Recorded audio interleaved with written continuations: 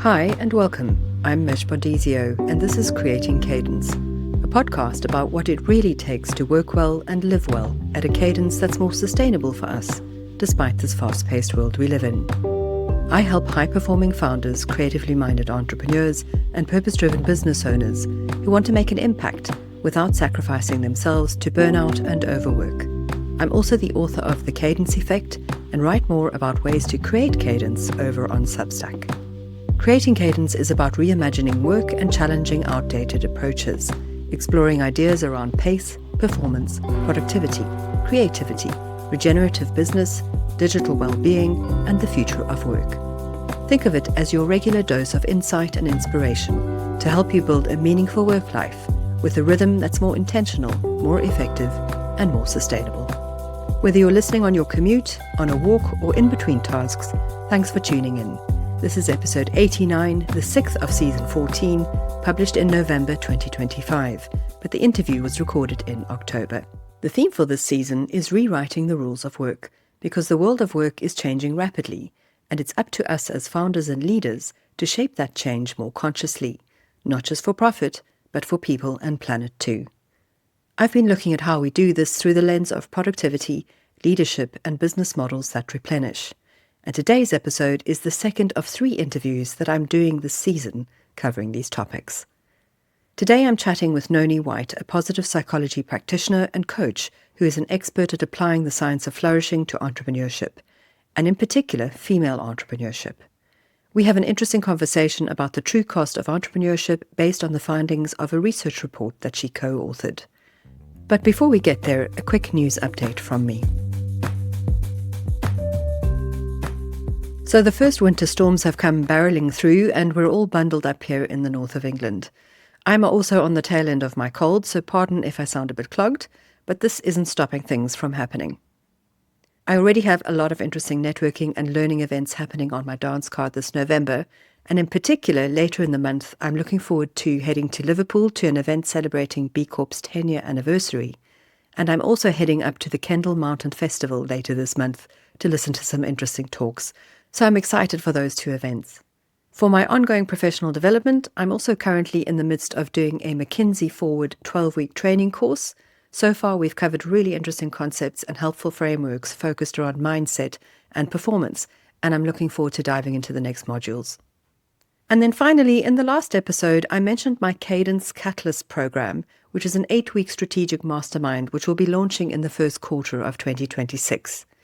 You have the opportunity to join a curated peer group of successful entrepreneurs, creative thinking founders, and conscious leaders for a flexible online journey to help you reset how you work, lead, and live. During these live sessions over the 8-week period, we'll be looking at building more regenerative working practices that will help you achieve more sustainable success and to future-proof your business in 2026 and beyond. There are only 8 spaces available per cohort, so if you want to find out more, you can register your interest at cadence.kit.com/cadence-catalyst, and I'll be in touch with more info. And I'll share that link in the show notes. So that's my news. Let's get on to the interview section for this episode, which is with Nonie White. Nonie White is a certified positive psychology practitioner, an ICF-ACC executive coach and researcher, and an RSA fellow, who helps scaling founders lead with authenticity and confidence while growing sustainable businesses. She's an expert in applying the science of flourishing to entrepreneurship and works with successful entrepreneurs who want to scale without burning out or losing themselves in the process. Nonie has a special interest in supporting underserved founders to excel and thrive. She also co-authored the Forbes featured report, The True Cost of Female Entrepreneurship, is an advisor to Female Founders Rise, and a mentor to the female founder space. Now, I've shared a link to this report in the show notes because we discuss it during this conversation, and it makes for very interesting reading. In this episode, we discussed what it means to rewrite the rules of work, to build businesses that support well-being, nurture creativity, and sustain long-term success. And during this conversation, Nonie draws on her research and coaching experience to share how systemic pressures and outdated ways of working are driving burnout amongst female founders. We also cover how adopting a well-being-first approach leads to improved performance, better business results, and happier work lives. Nonie also reiterates the scientific-based evidence of what I often talk about as part of my work around creating cadence and building intentional productivity practices. I thoroughly enjoyed the conversation. There's lots to be learned from Nonie, and I know that you'll benefit from listening. So if you're ready, let's dive in. So hi, Nonie. Welcome to the Creating Cadence podcast. It's great to have you here today. Thank you so much for having me here today, Mich. My pleasure. So a bit of context for my listeners. Back in March 2025, I came across a LinkedIn live session that you and a few other women working in an entrepreneurial space were taking part in. And in that session, there was a focus on female founders and burnout and a new positive entrepreneurship report that you and your co-author Yvonne Biggins had published relating to the true cost of female entrepreneurship. Now, burnout is a key theme for me in my work, and I found it a highly enlightening session. I then read your report, and I've been following the work that you're doing on that ever since. So when I started planning for this season of the podcast, which is all about rewriting the rules of work around productivity, leadership, and business models that replenish, I knew you'd be a really good person to have a conversation with. So we've got some interesting things to talk about, but before we get there, tell us a bit more about you and what you do. Where do you find yourself in your life and work in the current context? Absolutely. Thank you very much. I'm a positive psychology practitioner and coach. So my work revolves around supporting entrepreneurs and founders to perform at their best whilst having their best well-being. So positive psychology is the science of flourishing, and it looks at supporting individuals, organizations, and communities to flourish. And so that's what I do in a one-to-one and group basis with entrepreneurs. Great. And what about your broader life outside of your professional work? I have 2 primary school aged children, and so I work around them. Mm-hmm. All right. So now in your work, you, like me, place well-being at the heart of things. And what we advocate for with others, we have to start with ourselves. So I'm curious, how do you personally support your health and well-being so that you can be more resilient and manage your stress and be productive and show up as your best self? And are there any challenges in that regard? Yes. I do lots of things in truth. So in a micro level, I have various rituals that I go through every single day in order to support myself to show up as the best version of myself. And that can be anything between 1 and 4 things per day. So as soon as I wake up, I do the 5-minute journal. I've been using it most days for about 8 years now. And it's positive psychology based, but it enables you to start your day with gratitude and kicks your day off in the best way possible. So you're primed to look for more things to be grateful for. You also plan how you want your day to unfold intentionally. That's fantastic. So gratitude practice, set intentions for the day. Then I'll do some sort of exercise every day, even if it's just 10 minutes of yoga, or it could be a run or a class. And I do 10 minutes of meditation every day. And I'll do some sort of wind down exercise at the end of the day as well. So that's a kind of very micro series of activities that I do to keep myself at my best every day. On a slightly bigger scale, I'm a real planner for putting things in to support my well-being to flourish, whatever's going on. So I do that for my life and I do that for my work. So in my life, on a Sunday, my husband and I sit down and plan the whole week. He's got a very busy job. We've got 2 children who seem to have a gazillion things going on, and I have my work as well.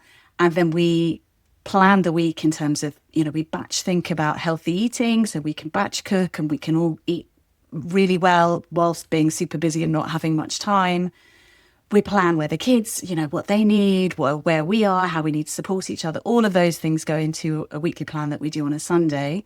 And then I also do that for my work. So I know you talk about intentional productivity. So I plan my week so I know that I'm working on the most meaningful tasks and I'm working to my energy. So there's a lot of planning. And then there's, I plan for the quarter and what's most important. So I'm always working on what is priority for me. Mm-hmm. I love that. I mean, yes, I do talk about intentional productivity. I do similar things to you in terms of planning. Some people may think that that sounds incredibly rigid, but it actually isn't. Having that structure in your days and your weeks and your months and your quarters really helps you to stay on track with your longer term goals as well. So very effective, very powerful. Thanks for sharing. All right, so let's move on to the theme for this season, which is rewriting the rules of work. And as I said, I'm focusing on 3 key areas: building productivity systems that replenish, which we've spoken about now, reimagining leadership styles to embrace well-being, and designing businesses for a changing planet. I've mentioned earlier that you co-authored a report which highlights the very real and very high cost to health, well-being and resilience that in particular female founders experience. So I'm going to ask you kind of a two-pronged question here. From your perspective, based on the findings of this report and also your experience working with, in particular, female entrepreneurs, why do you think it's important that we rewrite the rules of work? That's the first part of the question. And secondly, how can we and founders do things differently so that we can flourish? Okay, there's a lot to answer there. I think, the ways in which we work nowadays don't serve us. And I think there's a systemic challenge and there's also a default way of working. So when we look particularly at female entrepreneurs, we knew when we started the report that we did, The True Cost of Female Entrepreneurship, we knew that female entrepreneurs are disadvantaged. As a starting point, everything's stacked against us. So less than 2 pence in every pound that's invested in founders in the UK goes to female founders. Mm-hmm. And on top of that, on average, we shoulder about 75% of the domestic and caring burden for the household. So we knew that, it's hard being female founders as well. But then when we really got into the data, it was not surprising and shocking all at the same time. So 54% of the female entrepreneurs that we spoke to, and we spoke to nearly 250, 54% had experienced burnout. Right. 83% were experiencing high stress levels, and 78% were suffering from constant anxiety. Mm-hmm. And the picture that was painted by the data was that all of these women were trying to achieve incredible things, but we have to do more with less. So their biggest stressor was operational overload, just constantly feeling like they had too much to do and too little time. Right. And then financial insecurity, because we talked about the lack of support and the lack of funding, and really struggling with life-work balance, 32% that was their highest stressor. So it really painted this picture of women trying to change the world for the better. Because there's a lot of research that argues that female entrepreneurs create businesses that are more investable. They're also more innovative and they create more financial, social and environmental impact than those by their male counterpart. So you've got all these women working really hard, trying to make the world a better place through their work, and yet they have less support, less time, less money, and it's really, really hard. So our report painted this image of these women who are really, really stressed, really worried, experiencing sleeplessness, doing less exercise. They're looking after themselves less because they're feeling time pressured. Mm-hmm. And actually what we found, and that's the second part to your question, is the women that managed to say, I'm not going to work like that. I'm not just going to push harder and work harder and try and, outwork the system, because that's not going to work. It's not going to serve me.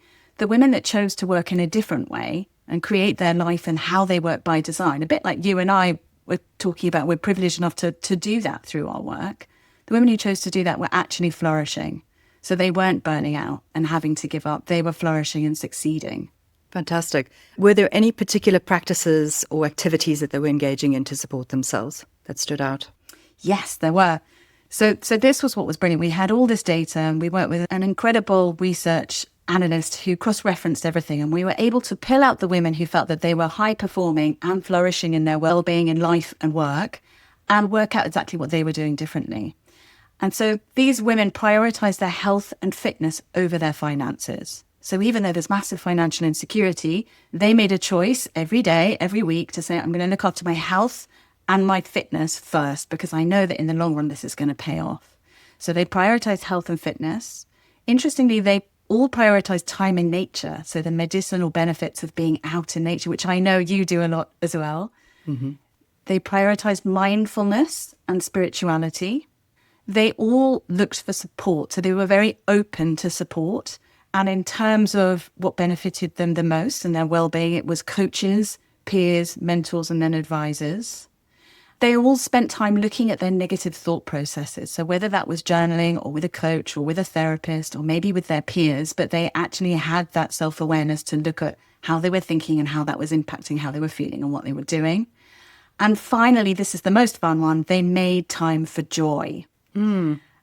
And I find with loads of my clients, often they'll say, God, I don't even know when I last had fun. And I feel like that too sometimes. It's like, well, actually, we have to look at our calendars and schedule in. When are we going to do the things that are going to bring us joy, that is going to give us positive emotions? And we know, there's a lot of research in positive psychology, how that benefits you, your well-being and your performance and productivity.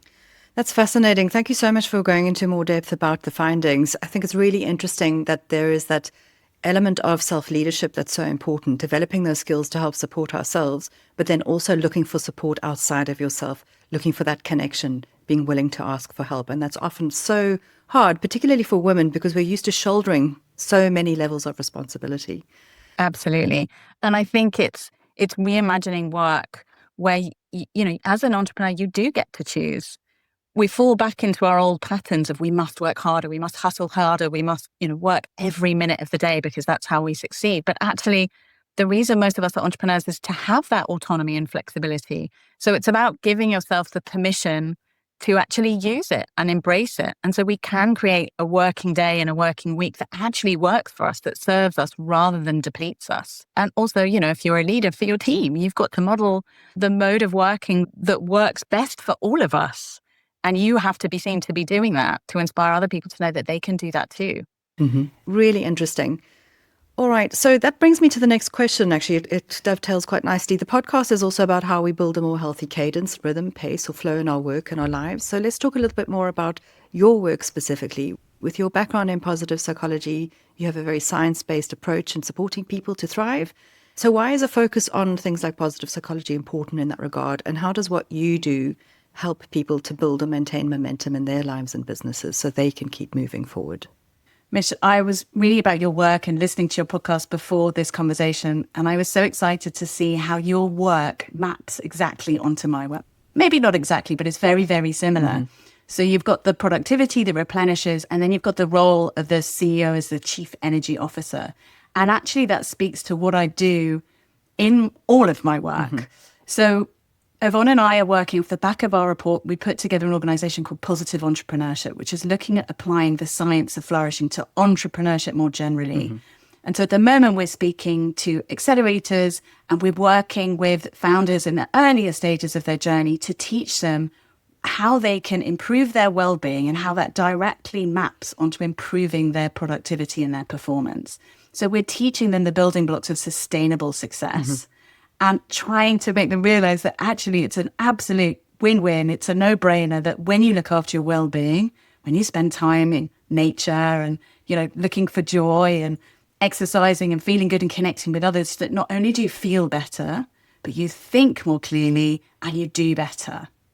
So it's exactly that productivity that replenishes that you talk about is a kind of well-being-led performance. Mm-hmm. So we do that. We're doing that with various accelerators. And also these are the building blocks of the one-to-one work I do with my clients as well. And starting in January, actually, I'm doing a group program of it.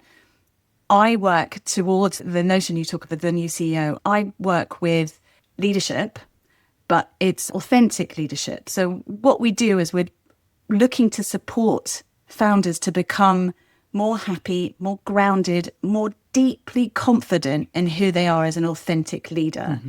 And the well-being piece and the energy piece is really the bedrock of all of that work. So when I start one-to-one with someone, or when I will start working with groups in the same way, the first thing we'll look at is this productivity that replenishes, is well-being-led performance, to give you the energy you need to focus on the right tasks, to looking after yourself, to prioritizing your needs in order to function optimally. And then we can only, once we've nailed that, can we move on to the higher stages of the program. And those, again, are about looking at knowing yourself really well, developing self-awareness. So you're really, really, really clear on what your core values are, what's most meaningful for you. So you're prioritizing your time. You're not wasting any time or energy on other things. What your character strengths are. So what tasks you should be focusing your time and your energy on that are going to give you more energy. And then how you can pull all of that together, knowing everything you know about yourself to be deeply authentic, present, connected with yourself, connected with others, to lead yourself well and then lead others too. And it really speaks to your chief energy officer, because what happens is as people work on themselves, they start modeling the same behaviors and encouraging the same behaviors in their team. And so there's a ripple effect of that work as well. Absolutely. I love everything that you've described there, and it ties in so well with this notion of purpose-led business and mission-led leaders. And you described that very much from your report in terms of finding out women tend to lead in that way more specifically. But actually, if we focused on business in that way, it has these ripple effects of positive repercussions, which filter down to the business bottom line. And I think that's what sometimes business owners, business leaders don't realize. First off, they think these are fluffy concepts, but actually making well-being foundational in a business, as you said, improves productivity. It also improves financial outcomes when we focus on, ourselves first, because when we are being our best selves, we produce better outputs for the business. So I love everything you've described there. Thank you so much.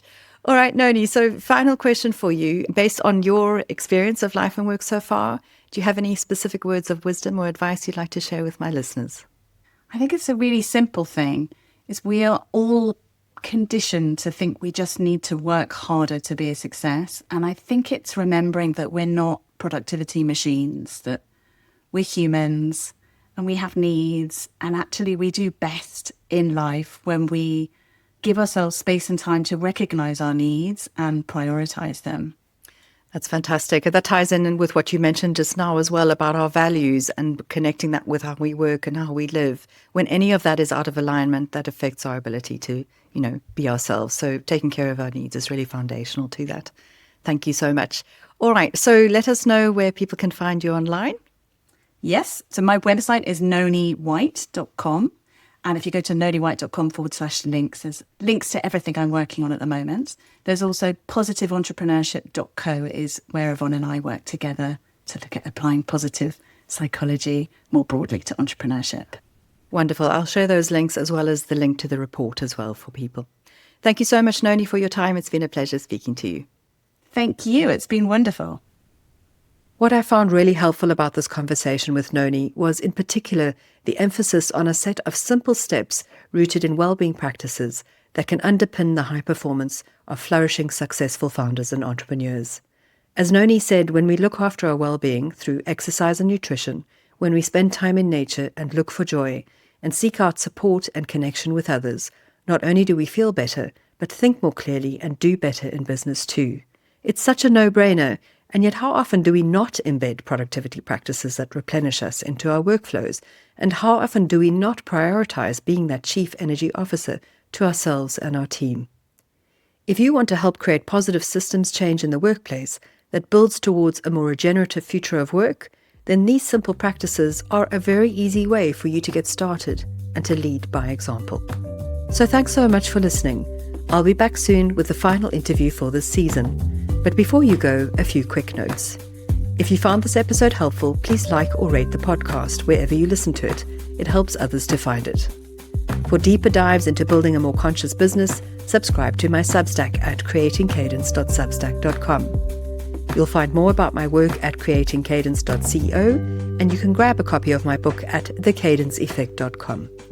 So until next time, keep moving forwards with courage, curiosity, and cadence. Bye for now.